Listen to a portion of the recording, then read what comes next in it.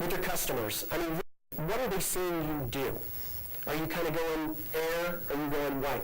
This post and pray thing, I mean, are you just posting a job out to Monster? Are you posting a job out to Career Builder and hoping, praying that those resumes come in? Or what are you doing, or what are your tactics to get the candidates, right? And then a couple things that I do, and I was trained when I was on the external side, always try to call before 8 or after 5. You guys know this stuff, right? I mean, I'm not telling you anything you don't know.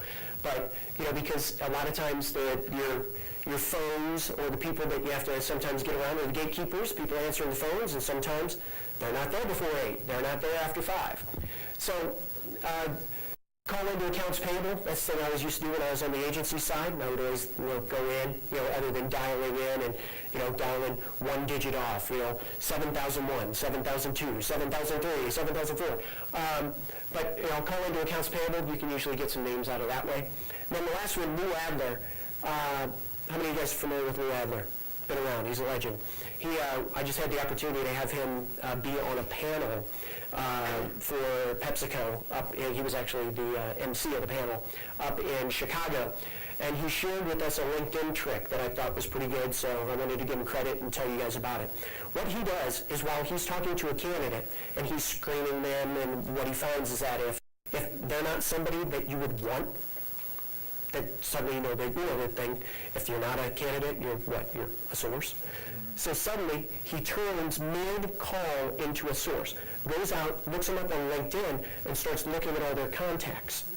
So then he says, I'm not able to help you out on this job, but maybe I might be able to help out one of your friends. Who do you know that's one of the best? So suddenly he's switching to like source for mine, right? Which I loved. And so he's moving more to looking at their candidates and then actually saying, who are your 3 friends that you think are the best? The 3 best people that you know. And then he tries to recruit them as candidates. The other thing that he does, and I don't have this all scripted out, but he actually will ask the candidate if they'll do it to open up, I don't know how he does this, but open up to give him access to link with them, or I see a head nod. How does he do that? Do you happen to know? I think he's asking to open up their contacts so he can go in there and see all of the people they're connected to. Yeah. So it opens up the contacts just for a short time so you can see everybody that they're connected to, and then you have the ability to connect to them. And then close it out very quickly. I thought it was brilliant, little nugget, little morsel that I wanted to share with you guys. Customer face-to-face. The stuff on this left-hand side are some of the things I want to share with you, that these are strategies that are a little bit different that I think are a little bit better. The first thing is recruiting blitz days. How many of you guys do these to where you bring in all your candidates on once a week on Friday?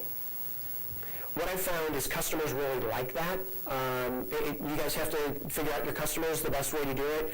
But what I found is we do, I've even gone to when we're in heavy recruit mode, Super Saturdays, because nobody has the problems, nobody has the issues. Of course, your work-life balance with the home thing, but when you're saying your problems at work with work-life balance may be because you don't have enough people, why don't we take one Saturday to help fix that as opposed to making it more difficult? So I've always done recruiting blitz days. So I'll bring 10 candidates in. I'll have this whole area down here, and we'll do just a blitz day down in the conference center. I'll have recruiting teams, I set it all up, we use interview guides, and I just jam them through. Then what we do is a consensus meeting. So the candidates leave, and then we have a formal scripted consensus meeting. And this is one thing I never did before I came to PepsiCo. I never knew what a consensus meeting was, okay? Anybody know what a consensus meeting is? Okay. Basically what you do is you get everybody together in a room that interviewed, and you kind of rate the candidates, right? And you kind of say, okay, no one leaves this room until we agree on whether they are a green, a yellow, or red. And we always use that. Green means I'm making an offer. Yellow means we have questions, and red is an absolute no. And we haze people for using the yellow marker when we do it. We do it on an old school like transparency that goes up. So it's like when anybody grabs the yellow pen, we start hazing them. So that's the first thing I would tell you. But you guys, it is what the biggest pain before I came to PepsiCo was You bring in the candidate, you send in the candidate, and then you don't get feedback. You sit there, and you're talking to the candidate, I'm sorry, I don't have any information for you. I'm sorry, I don't have that. It kind of flails out there. You don't know whether you're getting the placement or not. You don't know whether you're or not. Even if you're on the agency side, recommend this process. You can say, hey, I heard this from a corporate recruiter. He said it worked for them. Do an interview blitz day. Get everybody together. At the very end of the day, buy everybody that interviewed lunch, and in a room, bribe them with lunch and food to do a consensus meeting. Nobody leaves until you know that you're making offers. You guys, it works great. Yeah? We actually do this with college recruiting Yeah. all around the country, but it's also great for a candidate experience side. We bring in maybe a top leader the night before, fly everyone in, stay at a nice hotel, nice dinner, have a top leader speak the night before. It really, we have the best feedback from college teams. There you go. A little late, huh? Right. What should we say? Did everybody hear that in the back?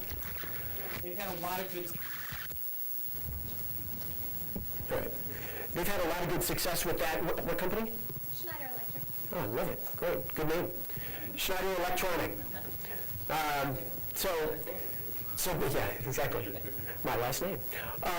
So yeah, really the idea is they've had a lot of success with that from a college recruiting standpoint, but the other thing is that it also helps from a candidate experience, because the candidates, although they see a number of candidates nearby, but it's also on one of the slides you'll see next, the competition that they see and they feel, it also makes them kind of go, when it comes to negotiations, they're like, ooh, I better not be negotiating too much because I can just turn quickly to candidate number 2.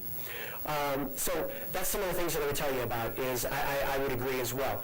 It allows us also at one time, I think it maximizes my time, and then I'm able to actually worry about, logistics for the day, making sure all the candidates are taken care of, but they all have the same similar experience. And I can give tours, I can do videos, I can do everything, instead of having to do one-off for all the different candidates. So whether you're on the agency side, recommend it, or if you are not, implement it. Rec intake meeting, here are 3 things over here. Raise your hand if you want me to go through these. Okay. Real quick, I will go through them. Re-engineer the top 3 resumes. Basically what I say to the hiring manager in my meeting when I'm taking the requisition, whether I'm on the outside or on the agency or on the inside as a corporate recruiter, I always will say, give me your top 3 candidates you've ever had.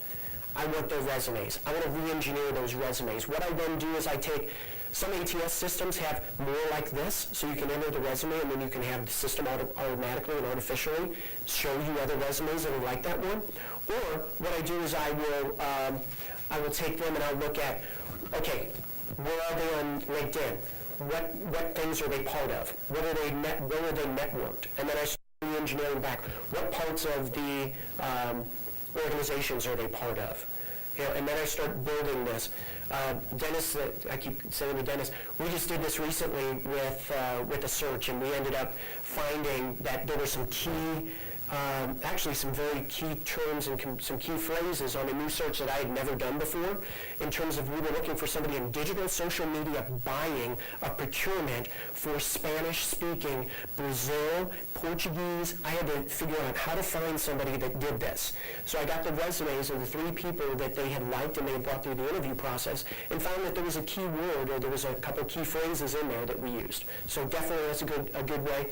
Next, with the best consultant, I asked them who the best consultant they know is that they know in the business.